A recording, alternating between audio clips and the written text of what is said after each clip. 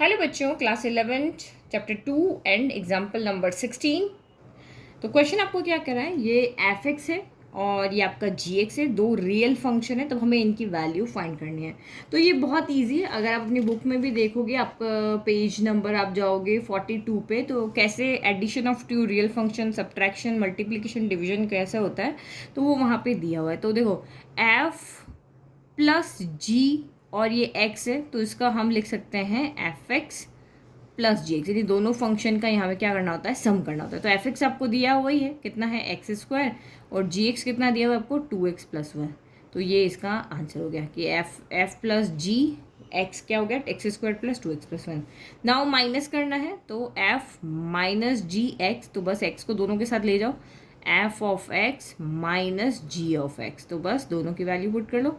ये आपका x square हो गया माइनस 2x प्लस 1 हो गया। तो ब्रैकेट ओपन कर दो, एक्स स्क्वायर माइनस 2x माइनस 1, देन एफ जी और बाहर x है, तो ये कितना हो जाएगा का f of x multiply by g of x हो गया। तो ये नहीं कर दो दोनों का मल्टीप्लाई, तो ये एक्स स्क्वायर का मल्टीप्लाई किसका हो जाएगा 2x प्लस 1। ये बहुत ईजी है, बट ये एग्जाम में भी पूछे जाते हैं और बहुत बच्चे इनमें मिस्टेक्स करते हैं।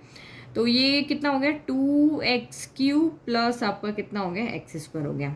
अच्छा, डिवाइड में तो एफ अपॉन जी ब्रैकेट और ये एक्स, तो ये कितना हो गया f of x upon g of x हो गया। तो एफ ऑफ एक्स कितना है एक्स स्क्वायर और ये कितना है 2x प्लस 1। ईजी, तो बहुत ईजी है, ये आपके ऑब्जेक्टिव में आता है।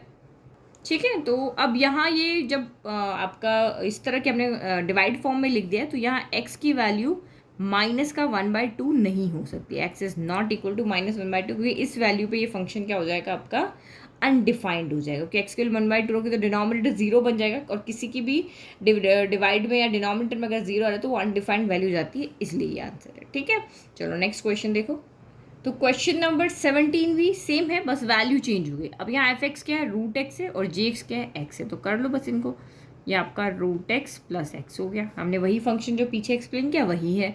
यहाँ पे आपका कितना हो गया रूट एक्स माइनस एक्स हो गया।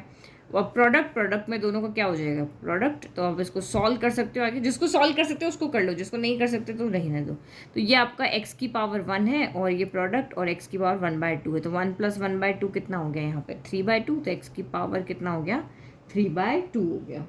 ठीक है, और डिवाइड कर ले हम, तो डिवाइड में आपका एफ एक्स कितना रूट एक्स है और ये अपॉन एक्स है। तो वहाँ पे सेम क्या होता है, ये x की पावर 1/2 है और ये 1 है, एक्स की पावर 1, तो नीचे वाले को ऊपर ले जाते हैं, तो एक्स की पावर 1/2 माइनस 1, तो 1/2 माइनस 1 माइनस 1/2 होता है, तो एक्स की पावर कितना हो गया -1/2 हो गया।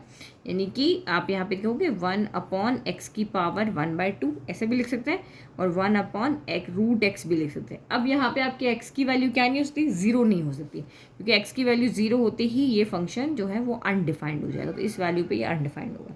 तो बस ठीक है, वैल्यू पुट करना है, सॉल्व करना, बहुत ईजी क्वेश्चन है, 2 क्वेश्चन है आपके ये, और इससे रिलेटेड एक्सरसाइज भी आपकी बहुत सिंपल है।